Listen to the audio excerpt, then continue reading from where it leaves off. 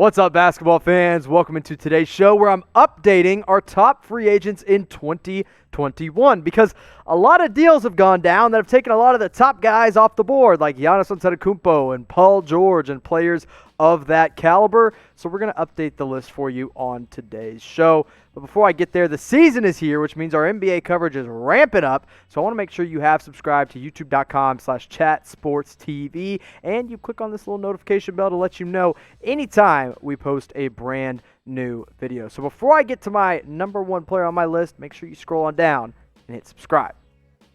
Starting off with Kawhi Leonard, this one's way too obvious, but he has a $36 million player option for next season. We'll see what he ends up doing about it. He was asked about it pretty recently after the Paul George signing, and he was like, I don't know, we'll see. I don't know where I'm going to be next year. I'm just focused on this season, which is always the cliche answer. I think his decision will come down to the playoffs, and can the Clippers actually get past the second round and move to the Western Conference Finals? If they can, maybe he picks it up, but either way, I wouldn't be surprised if he declines it and signs for more money. Number two guy is Victor Oladipo now. Look, he's going to be unrestricted, no player option for him, and the biggest thing that matters with him is his health, because if he's healthy, he's an all-star caliber player. But he hasn't been that in a little while, really since his first couple years in Indiana. So if he recovers well this year, I think he'll get paid something close to a max contract from somebody. I wouldn't be surprised, though, if this is one of the guys that gets moved before the end of the season. In at number three, Chris Paul, the man that seems to never age, is our third guy, but he's also got a player option like Kawhi Leonard. His is worth $44 million. Now, look, in Oklahoma City, he exceeded expectations. He took a young team that didn't look like it was going anywhere into the playoffs, and he looked like an all-star. In fact, he was an all-star with Oklahoma City. But can he do that with Phoenix? I'm not 100% convinced we'll have the same exact Chris Paul, but his game is aging well. In other words, yeah, maybe he's not, LA Clippers / New Orleans Hornets Chris Paul, but if he's close to what he was last year, he's still going to get paid in 2021. Now, you saw my top three guys, and maybe it's one of those three, but maybe it's somebody else.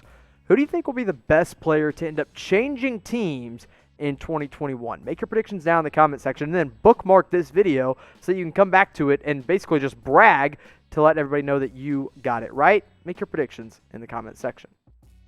My guy at number four is Blake Griffin, another guy with a player option at $39 million. So, look, there's a chance that three of these top four players don't even enter free agency, as three of them have player options that they could just go ahead and pick up. Look, the problem with Griffin is not his talent. It's not the skill. It's all about his health. If he can stay healthy, great. He's probably worth a max contract as an all-star player. But he hasn't been healthy. That's been the biggest problem. Now, Detroit sucks, so he's going to get a chance to prove himself. But will that be enough to get him paid once again?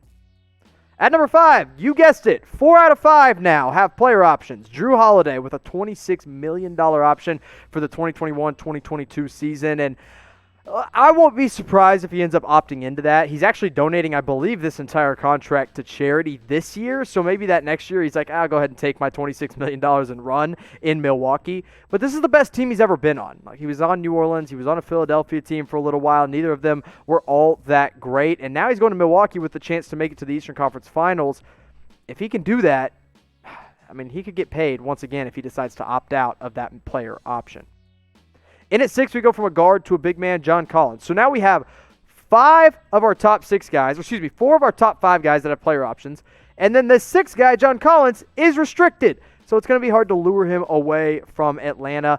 He couldn't agree on an extension with the Hawks before the December 1st deadline it was for the guys on their rookie contract. So that means he will enter restricted free agency.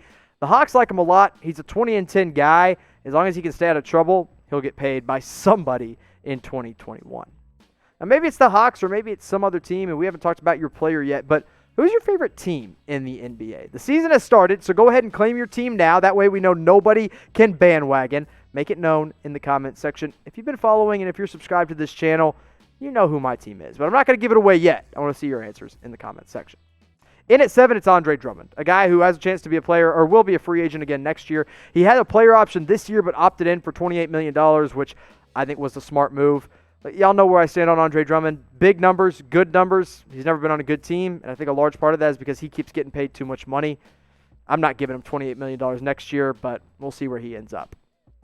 In at 8, it's one of my more underrated guys, Kyle Lowry. Lowry is set to become an unrestricted free agent this year, and at 34 years old, I think he's in line for one more big payday as a steady veteran point guard. I think he will land on a team that is a true contender. Maybe he stays loyal and stays in Toronto, but at this point in his career, I think he needs to cash out and get as much money as he can, because at 34, you're not going to get many more paydays, but I like Lowry as a pretty under-the-radar option in 2021.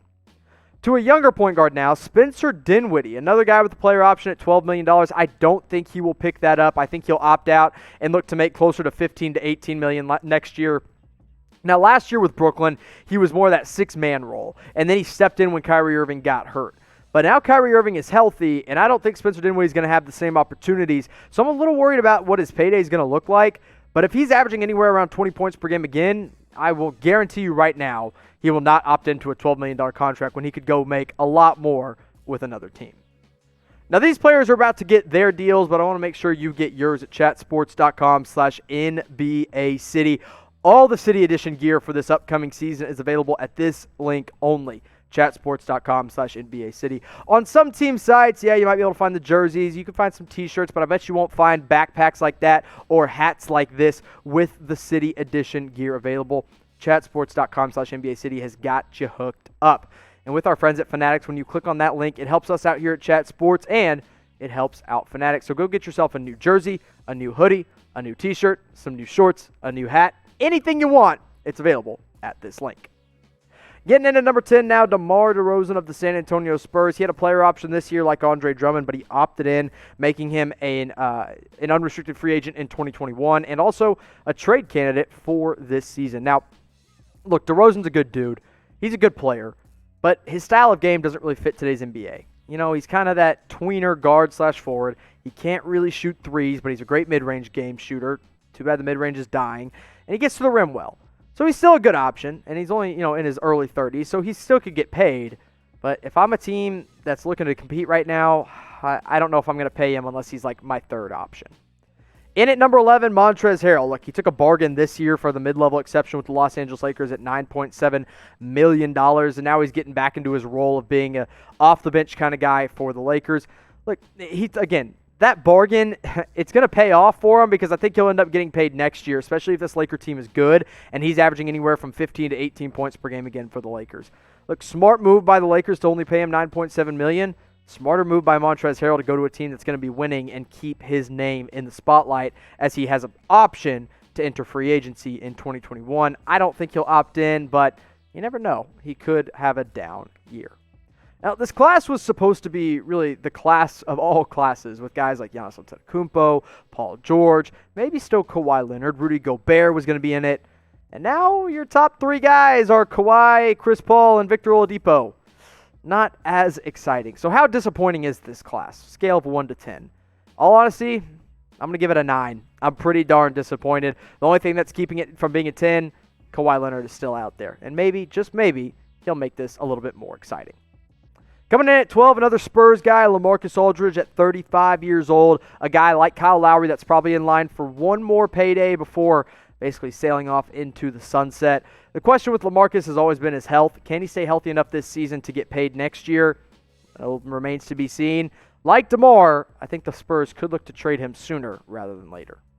Coming in at 13, another guy for the Lakers, and this time it's the other guy that almost won Sixth Man of the Year, Dennis Schroder. And look, Schroder had a lot of success as that six-man role in OKC, but now he's probably going to be a starter with the Los Angeles Lakers. So will he be able to do both? Like, will he be able to show what he can do as a six-man, but also prove that he can start? TBD. Luckily, the season is starting or has already started, and now we'll have to wait and see what Dennis Schroder ends up doing in free agency in 2021. Coming in at 14, another guy that didn't end up getting an extension from his current team, Jarrett Allen. Yeah, that afro is getting out of control, but in all honesty, I like it. It's a lot of fun. Look, he's going to come off the bench for Brooklyn this year behind DeAndre Jordan, which I think is stupid because I think Jarrett Allen is actually the better player now at this point in both of their careers. He's going to be a restricted guy, and restricted free agency is always tough. I think the Nets would like to keep him, but the fact that they're going to be paying Kyrie, KD, Karis LeVert, Joe Harris, and maybe even Spencer Dinwiddie, Jarrett Allen could be on the move next offseason. In at 15, the last guy we're going to talk about today, again, like Jarrett Allen, like John Collins, Lauri Markkanen did not agree on an extension with his current team, making him a restricted free agent next year. Now, he said in a recent interview that he is committed to Chicago at this point, but all that will change when he hits free agency. I think last year was just a down year for him due to injury. I think he'll bounce back just fine this year and prove why he was a lottery pick just a couple of years ago. I like Markkanen a lot. I'm higher on him than a lot of people and a lot of websites you'll go out and look at. But if he's healthy, I think he's easily deserving of a top 15 spot. Now, here at Chat Sports, we have one of the most diverse audiences when it comes to our NBA fans. So I want to know where you're watching today's video from. I ask you guys this a lot in our live videos, or at least I used to, and now I want to know where you're watching from for today's video. Let me know in the comment section as now I recap my top 15. Kawhi in at number 1, Oladipo, Chris Paul, Griffin, and Jrue Holiday. That's my top 5, but 4 of those 5 guys have player options, might not even be hitting the open market. At number 6, our first restricted free agents, John Collins, the Atlanta Hawks. He's young, he's extending his range, and he can jump through the roof. He'll be fun to monitor in free agency. Andre Drummond, Kyle Lowry, Spencer Dinwiddie, DeMar DeRozan all in at 7, 8, 9, and 10. And then to round out my top 15 free agents for 2021 in a class that is sorely disappointing compared to what we all thought, Montrezl in at 11, LaMarcus Aldridge in at 12, Dennis Schroder, number 13, and 2 restricted guys to round out the top 15, Jarrett Allen at 14, and Lauri Markkanen of the Chicago Bulls in at 15.